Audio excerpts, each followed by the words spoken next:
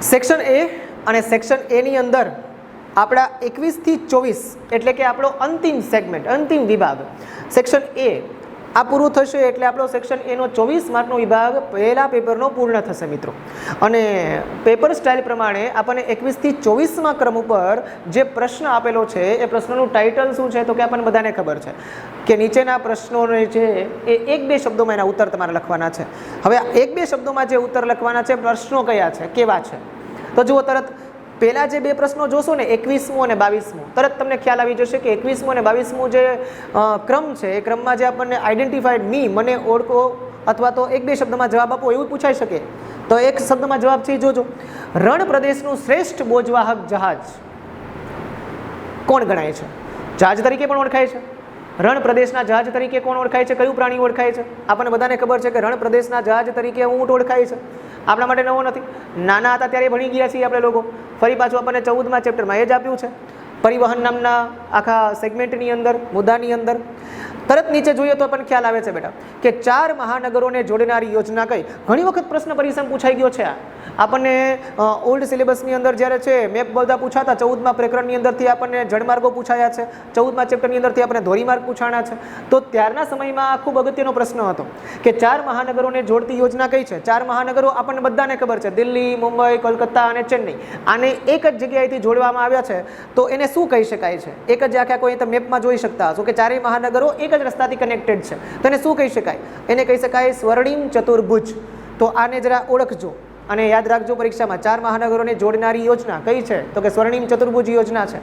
એવી જ રીતે તમે નીચે જોશો બેટા તો તમને તરત લાઈટ થશે કે નીચેનો જે પ્રશ્ન છે, નીચેનો જે આપણને અહીંયા મૂકવામાં આવ્યો છે વિભાગ 23મા પ્રકરણની અંદર, એ 15મા ચેપ્ટરનો પ્રશ્ન છે. 15મા ચેપ્ટરની અંદર કયા ટોપિકનો પ્રશ્ન છે? યાદ કરો, ઉત્પાદનના સાધનો. ઉત્પાદનના સાધનો કેટલા છે?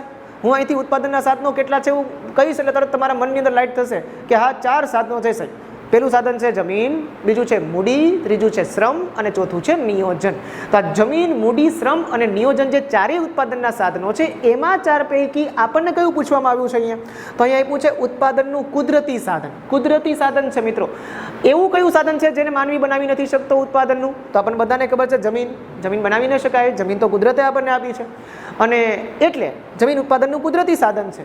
જ્યારે મૂડી એ ઉત્પાદનનું માનવ સર્જિત સાધન છે અને શ્રમ એ ઉત્પાદનનું કેવું સાધન છે તો કે સજીવ સાધન છે. તો જરા આ ત્રણેય પ્રશ્નો જોજો પરીક્ષાની અંદર. આવા પ્રશ્નો પૂછાઈ શકે છે આપણને કે ઉત્પાદનનું કુદરતી સાધન શું છે? જમીન. ઉત્પાદનનું માનવ સર્જિત સાધન કયું છે? મૂડી. ઉત્પાદનનું છે એ સજીવ સાધન કયું છે તો કે શ્રમ. બરાબર? તો અહીંયા આપણને કુદરતી સાધન આપેલું છે. એવી જ રીતે છે મિત્રો 24મો ક્રમ, અને 24મા ક્રમની અંદર પણ તમે જરા ધ્યાનથી જુઓ, એ પણ આપણને 15મા જ પ્રકરણનો પ્રશ્ન આપેલો છે. ભારતમાં કઈ આર્થિક પદ્ધતિનો સ્વીકાર કરવામાં આવ્યો છે? આમ તો તમને ખ્યાલ હશે કે 15મા પ્રકરણમાં આપણે ઉત્પાદનના સાધનોની ફાળવણી માટેની પદ્ધતિઓ ભણ્યા છીએ. આમ પદ્ધતિઓ છે ને ટોટલ આમ તમે જુઓ તો 3 છે, પણ મુખ્ય 2 છે. જેમ કે એક કહી શકાય બજારવાદી પદ્ધતિ ને એકને કહી શકાય સમાજવાદી પદ્ધતિ. આ બંને પદ્ધતિનું મિશ્રણ એટલે શું છે તો કે આ બંને પદ્ધતિનું મિશ્રણ એટલે આનો જવાબ છે ભાઈ. અને જવાબ કયો છે તો કે લખેલું છે મિશ્ર અર્થતંત્ર. ભારત જેવા દેશની અંદર આપણે કયા પ્રકારની આર્થિક પદ્ધતિનો સ્વીકાર કર્યો છે? ઉત્પાદનના સાધનોની ફાળવણી માટે તો કે મિશ્ર અર્થતંત્રનો સ્વીકાર કર્યો છે. તો જરાક યાદ રાખજો કે ભૂલે ચૂકે પણ અહીંયા બજારવાદી કે સમાજવાદી પદ્ધતિ ના લખતા બેટા. બજારવાદી પદ્ધતિ અને સમાજવાદી પદ્ધતિની અંદર દેશને અનુલક્ષીને ઉદાહરણો જુદા જુદા છે. આપણે લોકોને ખ્યાલ હશે, વાંચતા હશો એટલે. પણ અહીંયા આપણે એ જોવાનું છે કે ભારતમાં કઈ આર્થિક પદ્ધતિ છે? ભારતમાં આર્થિક પદ્ધતિ છે મિશ્ર અર્થતંત્રની. બરાબર? તો 21 થી લઈને 24મા પ્રકરણની અંદર પેલું આપણને રણ પ્રદેશનું શ્રેષ્ઠ બોજવાહક જહાજ, વાહન તો વાહન, ઊંટ, 4 મહાનગરોને જોડનારી યોજના એટલે સ્વર્ણિમ ચતુર્ભુજ, ઉત્પાદનનું કુદરતી સાધન એટલે જમીન, અને ભારતમાં આર્થિક પદ્ધતિનો સ્વીકાર એટલે કઈ આર્થિક પદ્ધતિ? તો યાદ રાખવાનું મિશ્ર અર્થતંત્ર. આમ થઈને આપણો 24 માર્કનો સેક્શન એ પ્રથમ પેપરનો પૂર્ણ થયો છે બેટા.